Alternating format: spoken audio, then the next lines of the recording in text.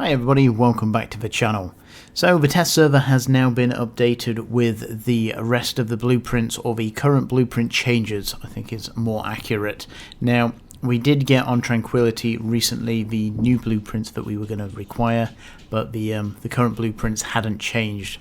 The changes have now gone ahead on the test server, as I said, and you can now see the extra materials required. So I've heard a few rumours, people saying that this patch will hit Tranquility on the 27th of April.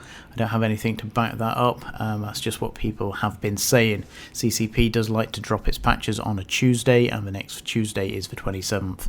So basically, if you are wanting to build ships which will be changed, you potentially have, well, pretty much 6 days and less to get that done, assuming that the patch does drop on the 27th, so I suggest you crack on.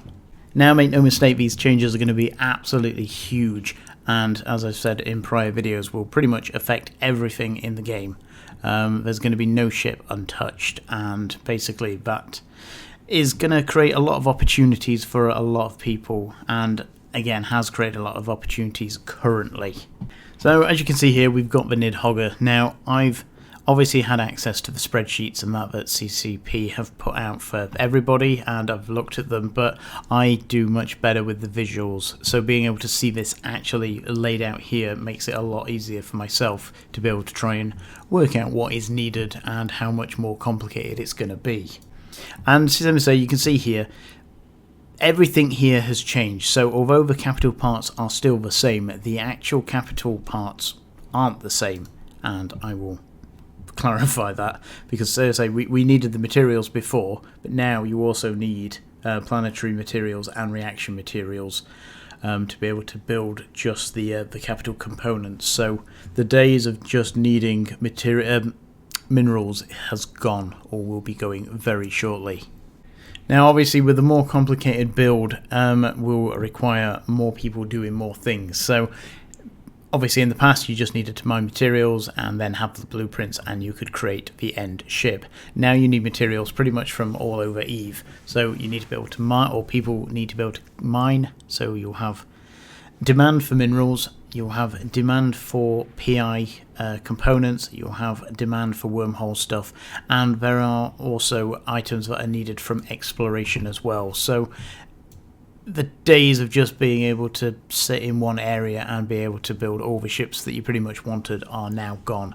You will have to have, so say, people all over doing lots of different things, or you will have to buy this from the market. So I'm going to go through a handful of reasons why I think this is really good all round for most people. But bearing in mind, you know, this is just my opinion. I'm not a big fish. I'm not a little fish. Pretty much not even a fish in the pond. I'm not even a tadpole. I'm that other little creature that kind of swims around that nobody ever knows what it's called, but that's pretty much where I stand.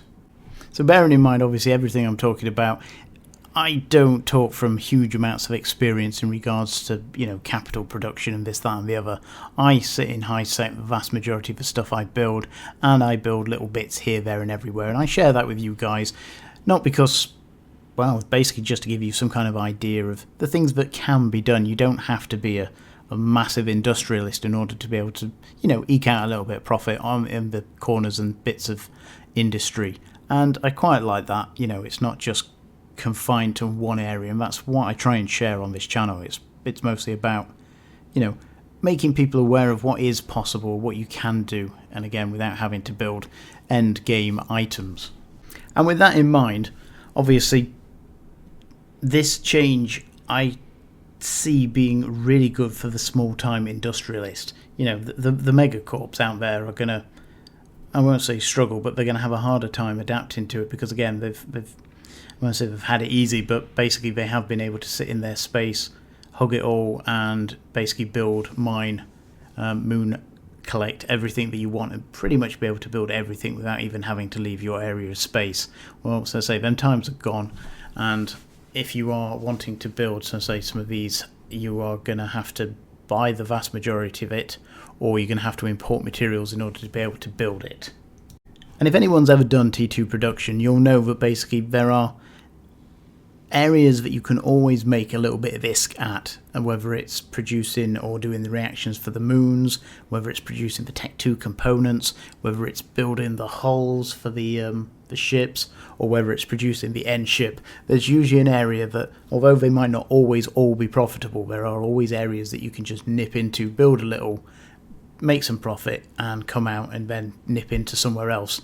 And that is exactly what this is going to do. It's going to make a lot more areas for people to be able to just slot into. You know, again, building the end product is going to be incredibly hard to do all on your own. You're not going to be able to unless you're a hardcore sadist, you're basically not going to be able to manage it, because you're going to have to do the whole thing. You're going to have to explore, wormhole, mine,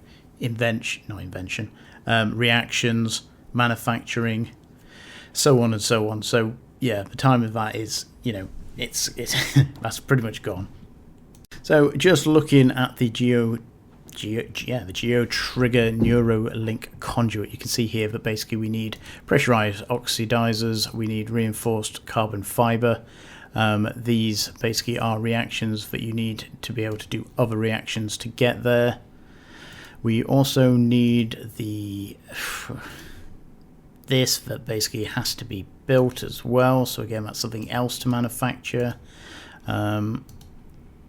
Let's get back to where we were. Goal orientated. Again, I think this is another BPO again, but needs things building. So I think this, as I say, will give a lot of people an opportunity to be able to get into more production manufacturing than they have done in the past, and that is just because there's so many more things needed. Now, people, one of the last videos I did, we were talking about basically the time it takes to make some of the the core temperature regulator, and again I worked it out to what it was, 1.6 years, and a lot of people says, oh well, it's nowhere near 148 days I think it was. Yeah, I think 148 days. So a lot of people are like, well, it doesn't take 148 days because you can just use extra slots. And obviously you can cut that time down by using extra slots. But all in all, the time taken to build one of them units is still roughly 148 days, no matter how many slots you're building or using in order to make the product. Just because you're using more slots doesn't decrease the actual overall time. It does generally, or it will decrease the actual time taken for you to produce that single unit, but you are then spreading it over 10 slots. It doesn't actually decrease the time. You're just, say, spreading it over a larger area. And again, this is rough maths, so take this with a pinch of salt. Again, it's not as refined as it could be, but the Titans now take, give or take, 4.2 million reinforced carbon fibers. Now, video that we did prior, it takes roughly 60,000. You can do 60,000 in 30 days. So we have 70 times 30. It will take you 201 days, assuming you use just the one slot. And that is literally just to create the carbon fiber itself. Now, if we divide that by the actual years, that's 5.7 years using one industrial slot it would take you. Now, I don't care how many slots that you spread that over, that is a shed ton of time in order to be able to just producing the carbon fiber.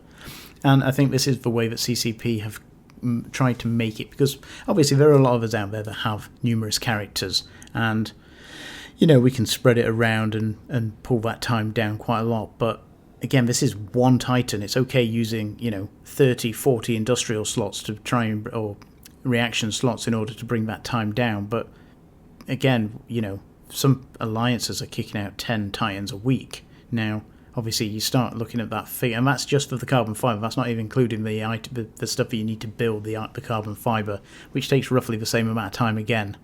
So you are looking at roughly 15 years. Yes, 15 years if you use one slot and one slot only to get all the reinforced carbon fiber you need if you build it yourself. So I think this is going to force or encourage people, I think is the nicest way of putting it, to diversify or include other people. Before, you could build a Titan on your own with a handful of characters and 3 or 4 other industrial characters just printing off or 24/7 building from blueprints to make the component parts, assuming somebody else was mining for you, or you had an infinite supply of minerals, which was pretty much the case. Now, so say you're going to have to, and just managing all that again, logging in character after character after character is not a great deal of fun, I can tell you, even if you're only doing it once a month to get the materials you need. So, and again, if you are setting them up for a month, that also gives other time for things to go wrong, space to be invaded, stations to be destroyed, etc. So it creates a lot of other logistical issues. Again, you can buy it all in, but then it's size problems. So yeah, it's going to encourage other people, or it's going to encourage the larger manufacturers, I think, to have to sub some of it out, or to get other people on board in order to be able to build end ship ships. And why shouldn't that be the case? A lot of people are like, oh, this is awful, it's the end. It's always the end. But look at it from a positive point. That's to say, instead of it being one person now, maybe it's 10 or maybe it's 20. I have no idea how many people you're going to need to employ in order to be able to build these end game ships now, or whether it'll even be worth it. Maybe Titans will literally die. Watch this space. And so again, if you are a smaller manufacturer in high sec, low sec, I think this patch will be really good for you in the end. And again, just bear with it and look at areas to focus on. Whether don't look about building the whole item. Look at focusing whether you're going to build such and such, etc. Micro focus on an area and get good at knowing what prices are for that area. I do it with the Tech 2 components. I very, very rarely ever build an end product, i.e. a ship, but I do build quite a lot of Tech 2 components, and that's because again the profit there is generally good. There's enough items or components required. I think there's about 40 in total, so there's always something to cycle through or go over, and that always means there's some profit somewhere, because there's one thing is rising, something else is falling, and that always gives you an opportunity to say just to nip in and make some ISK, get back out, and again wait for the next swing to come around before you jump on it. And I think this will be exactly the same, just due to the scope of it all. And so I say that means profit for more people and a lot more opportunities for everybody. So try not to look at this as a bad thing. Try and stay a bit positive, and we'll have to see how this all pans out.